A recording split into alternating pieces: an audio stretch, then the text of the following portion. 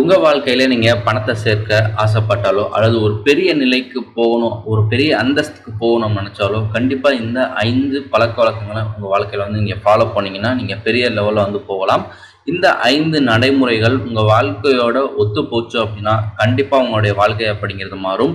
இதை பார்த்தோன்னா முழுமையான தகவலை தான் இந்த வீடியோவில் பார்க்க போகிறோம். வீடியோவை ஸ்கிப் பண்ணாமல் ஃபுல்லாக பார்த்துட்டே வாங்க.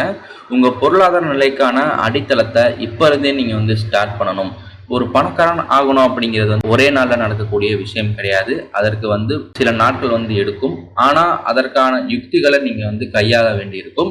அதற்கான ஒரு சில விளக்கங்களை இந்த வீடியோவில் கொடுக்க போகிறோம். அதை நீங்கள் ஃபாலோ பண்ணீங்க அப்படின்னா கண்டிப்பாக உங்கள் வாழ்க்கையில் நீங்கள் ஒரு பெரிய லெவலில் வர முடியும். உங்கள் பொருளாதார நிலைக்கான அடித்தளத்தை புதிதாக பார்த்தீங்கன்னா தொடங்க வேண்டிய நிலை தற்பொழுது உங்களுக்கு ஏற்படும். இதில் பார்த்தீங்கன்னா ஒரு வலுவான கட்டமைப்பை நீங்கள் உருவாக்க போகிறீங்க. புத்திசாலித்தனமான நிதி பழக்கத்தை கொண்டு வர போகிறீங்க. இதன் மூலமாக நீங்கள் ஒரு நீண்ட கால செழிப்புக்கான ஒரு பாதையை இந்த வீடியோலேருந்து பார்த்தீங்கன்னா நீங்கள் ஸ்டார்ட் பண்ண போகிறீங்க. இந்த விதிகளை நீங்கள் ஃபாலோ பண்ணும் பொழுது நீங்கள் பொருளாதார சுதந்திரத்தை நீங்கள் அடைய முடியும். இதில் ஃபர்ஸ்ட் நம்ம பார்க்க போகிறது வலுவான பட்ஜெட் கட்டமைப்பை உருவாக்குவது எப்படி அப்படிங்கிறது தான் பார்க்க போகிறோம். ஒரு திடமான பட்ஜெட் அப்படிங்கிறது உங்கள் பொருளாதாரத்தில் உங்களை முன்னேற்றக்கூடிய ஒரு மூலதனமாகும். இதை தான் நீங்கள் ஃபஸ்ட்டு உங்கள் பண மேலாண்மையில் நீங்கள் பண்ண வேண்டிய ஒரு விஷயம். நீங்கள் பணத்தை சேர்க்கணும் அப்படின்னா பட்ஜெட்டிங் கண்டிப்பாக பண்ணுங்கள். உங்கள் பணம் எங்கே செல்கிறது என்பதை புரிந்து கொண்டு அதற்கேற்ப முடிவுகள் எடுப்பதன் மூலம் உங்கள் இலக்கை நீங்கள் ஈஸியாக அடைய முடியும். செலவினங்களை கண்காணிக்க வேண்டும். இதுதான் அதில் இருக்கக்கூடிய முக்கியமான விஷயம். எந்தெந்த இடத்துல செலவாகுது, என்ன விஷயத்துக்கு தேவையில்லாமல் செலவு பண்ணுறோம், எவ்வளவு செலவு பண்ணுறோம் அப்படிங்கிற எல்லாத்தையுமே நீங்கள் பார்த்தீங்கன்னா அடையாளம் காண வேண்டியது அவசியம். இதில் ஒரு முக்கியமான விதி இருக்குங்க. 50, 30, 20 அப்படின்னு சொல்லக்கூடிய ஒரு விதி இருக்குது. உங்கள் வருமானத்தில் 50% பார்த்தீங்கன்னா அத்தியாவசிய தேவைக்காக பயன்படுத்துங்க. 30% விருப்ப செலவுகளை பண்ணுங்க. அதில் 20% பார்த்தீங்கன்னா சேமிப்பு அப்படிங்கிறது பண்ணுங்க. இந்த விதி கண்டிப்பாக பார்த்தீங்கன்னா உங்கள் இலக்கை எட்டுறதுக்காக யூஸ்ஃபுல்லாக இருக்கும். ஒருவேளை உங்களால் இன்னும் சேமிக்க முடியும், 30% சேமிக்க முடியும் அப்படின்னாலும் அது இன்னும் உங்களுக்கு அட்வான்டேஜாக தான் அமைய போகுது. தொடர்ந்து மதிப்பாய்வு செய்வது, வருமானம் அல்லது செலவுகளில் ஏற்படும் மாற்றங்களை சரியாக கவனித்து ஒவ்வொரு மாதமும் உங்கள் பட்ஜெட்டை மறுமதிப்பீடு செய்ய வேண்டும். ஒவ்வொரு மாதம் நீங்கள் இதை அலைன் பண்ண வேண்டியிருக்கும். ஒரு மாதம் உங்களுக்கு செலவு அதிகமாகலாம். இப்போ ஒரு மாதம் கல்யாணம் வருதுன்னா அந்த இடத்துல எக்ஸ்ட்ரா உங்களுக்கு செலவு வரலாம். அதெல்லாம் நீங்கள் பட்ஜெட்டிங் முன்கூட்டியே ஒரு சம்பளம் வருதா அன்னைக்கு ஈவினிங்கே உட்காந்து பார்த்தீங்கன்னா பட்ஜெட்டிங் பண்ணிங்கன்னா உங்களுக்கு பணம் எவ்வளவு இந்த மாதம் சேமிக்கலாம் அப்படிங்கிற விஷயங்கள்லாம் கரெக்டாக தெரியும். நெக்ஸ்ட்டு விரிவான மற்றும் உத்தி ரீதியான முதலீடுகள். இன்வெஸ்ட்மெண்ட் பண்ணுறது ரொம்ப ரொம்ப முக்கியங்க. இப்போ நீங்கள் 20% பணத்தை சேமிச்சிட்டீங்க. அது அப்படியே நீங்கள் பீரோலையோ இல்லை பேங்க் அக்கௌண்ட்லேயோ வச்சிங்கன்னா, பேங்க்கில் வச்சிங்கன்னா 4% தான் கிடைக்க போகுது. வீட்டில் வச்சுருந்தீங்கன்னா உங்களுக்கு எந்த ஒரு பர்சன்டேஜும் கிடையாது. அந்த பணம் அப்படியே தான் இருக்க போகுது. அதையே பார்த்தீங்கன்னா ஒரு நகையாகவோ அல்லது பார்த்தீங்கன்னா நீங்கள் ஏதாவது ஒரு முதலீட்டிலையோ போட்டிங்கன்னா அது பல மடங்கு வளர்கிறதுக்கான வாய்ப்புகள் இருக்குது. ஆனால் அது ரிஸ்க்கான விஷயம். நீங்கள் கரெக்டாக புரிஞ்சு தெரிஞ்சு நீங்கள் முதலீடு பண்ண வேண்டும். முதலீடு என்பது காலப்போக்கில் உங்கள் செல்வத்தை வளர்ப்பதற்கான மிகவும் பயனுள்ள வழிகளில் ஒன்றாகும். மேலும் இந்த பலன்கள் உடனடியாக உங்களுக்கு கிடைக்காவிட்டாலும் இப்போது தொடங்கினா தான் நீண்ட காலம் கழித்து பார்த்தீங்கன்னா உங்களுக்கு ஒரு நல்ல நிலையில் பார்த்தீங்கன்னா ஒரு பல்கான அமௌண்ட் அப்படிங்கிறது கிடைக்கும். இதற்கான வீடியோ பார்த்தீங்கன்னா வரக்கூடிய காலங்களில் வரும். கண்டிப்பாக அதை பாருங்கள். குறைந்த முதலீடு நீங்கள் போட்டே பார்த்தீங்கன்னா அதிகமான தொகையை எடுக்க முடியும். அதற்கான வீடியோ எல்லாம் பார்த்தீங்கன்னா வரப்போகுது. உங்கள் போர்ட்ஃபோலியோ அப்படிங்கிறது பன்முகத்தன்மையுடன் இருக்க வேண்டும். நிலையான வளர்ச்சியை அடையும் அதே வேளையில் ஆபத்தையும் நீங்கள் பார்த்தீங்கன்னா கவனிக்க வேண்டும். குறைவான ஆபத்து எதில் இருக்கோ அதில் போயிட்டு முதலீடு பண்ணுங்கள். இதில் பார்த்தீங்கன்னா ETF-கள் இருக்குது, மியூச்சுவல் ஃபண்ட்ஸ் இருக்குது. இந்த மாதிரி விஷயங்கள்லையும் நீங்கள் போயிட்டு இன்வெஸ்ட்மெண்ட் பண்ணலாம். ஆனால் குறைந்த அளவில் இருக்கக்கூடிய ஆபத்தில் இருக்கக்கூடிய பங்குகளில் நீங்கள் இன்வெஸ்ட் பண்ணுங்கள். ரியல் எஸ்டேட்லேயும் நீங்கள் இன்வெஸ்ட் பண்ணலாம். வாடகை சொத்துக்கள் அல்லது ரியல் எஸ்டேட் முதலீடு உள்ளிட்ட நீண்ட கால வருமானம் தரும் விஷயங்களையும் நீங்கள் இன்வெஸ்ட் பண்ணலாம். இப்போ உங்கள்கிட்ட ஒரு பல்கான அமௌண்ட் இருக்குன்னா ஒரு இடத்த வாங்கி ஒரு வீடு கட்டி அதுக்கு பார்த்தீங்கன்னா நீங்கள் குடி வைக்கலாம். அதுலேருந்து உங்களுக்கு வருமானம் வந்துக்கிட்டு இருக்க போது இதுதான் ரியல் எஸ்டேட் அப்படின்னு சொல்கிறாங்க. அதுக்கப்புறம் தானியங்கி முதலீடுகள் அப்படின்னு சொல்கிறாங்க. வெல்த் ஃப்ரெண்ட் அல்லது அக்ரான்ஸ் போன்ற தளங்கள் நிலையான கவனம் செலுத்தி அனுமதியின்றி முதலீடு செய்வதை எளிதாக்குகிறது. இது ஆட்டோமேட்டிக்காக உங்களுக்கு முதலீடு பண்ணக்கூடிய ஒரு ஆப்ஷன் கொடுத்துருக்காங்க. எனக்கு தெரிஞ்சு இதை நான் சஜஸ்ட் பண்ண மாட்டேன்.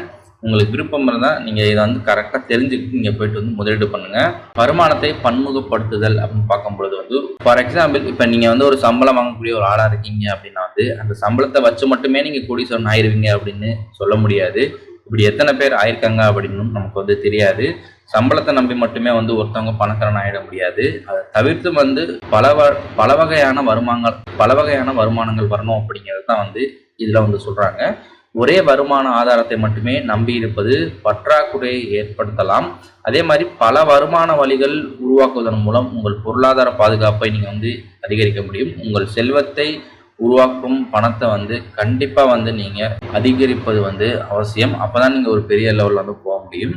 கூடுதல் வேலையில் கவனம் செலுத்துக அப்படின்னு சொல்கிறாங்க. கூடுதல் வேலைகள் அப்படின்னு பார்க்கும்பொழுது நிறைய விஷயங்கள் இருக்குங்க. உங்கள் வேலைகளை தாண்டி இருக்கக்கூடிய விஷயங்கள் இருக்குது. அது நிறைய பேர் வந்து பண்ணிக்கிட்டு இருக்காங்க. ஃப்ரீலான்சிங் பண்ணிக்கிட்டு இருக்காங்க. அதில் பார்த்தீங்கன்னா ஒரு ஆன்லைன் கோச்சிங் வந்து பண்ணிக்கிட்டு இருக்காங்க. டிசைனிங் பண்ணிக்கிட்டு இருக்காங்க. வீட்டில் இருந்து உங்களால் என்ன பண்ண முடியுமோ அதையும் நீங்கள் வந்து பண்ணலாம். அதே மாதிரி பார்த்தீங்கன்னா கூடுதல் வருமானத்தை ஈட்ட உங்கள் திறமைகள் அல்லது பொழுதுபோக்கை பயன்படுத்தி கொள்ளலாம் அப்படிங்கிற மாதிரி வந்து சொல்கிறாங்க. நீங்கள் ஒரு கட்டுரை கூட நீங்கள் வந்து எழுதி கொடுக்கலாங்க. இந்த மாதிரி விஷயங்கள்லாம் பண்ணும்பொழுது வந்து உங்களுக்கு தனியாக வந்து ஒரு அமௌண்ட் அப்படிங்கிறது கிடைக்கும். அதை நீங்கள் வந்து தனியாக வந்து சேமித்து வைக்கலாம். அதிக வட்டி கடனை சமாளிக்கவும் இதுவும் ஒரு முக்கியமான விஷயம். கடன் உங்கள் பொருளாதார முன்னேற்றத்தை கணிசமாக தடுக்கக்கூடிய ஒன்று.